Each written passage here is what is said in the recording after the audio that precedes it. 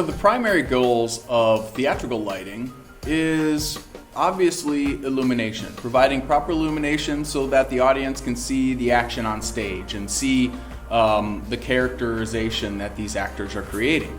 The lighting can also enhance the mood of the piece and the emotional response. These are all things that we can control as designers. We can also decide upon the color of the light.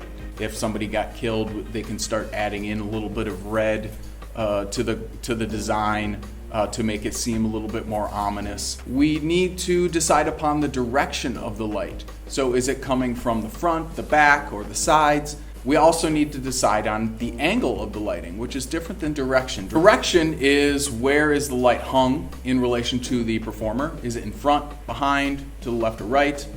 And angle is where is it located on the plane? Is it coming down from low and shining into the actor's face? Is it coming up from up high in the rigging system?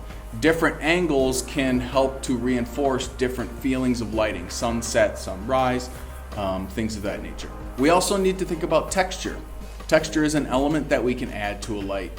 We can put in a gobo or a pattern, and that pattern we can define it as a very hard edge pattern, or we can put in a gobo and just frost that focus a little bit so there is an essence of texture, but it's kind of a nondescript texture. And lastly, we can also dictate the movement of the light. Not necessarily a moving light moving around the stage. Maybe there's a gobo rotator in the light that's spinning very slowly to give the essence of rustling leaves or passing clouds or something of that effect. So that is another property of light that a designer needs to think about in preparation for getting into the space and designing a show.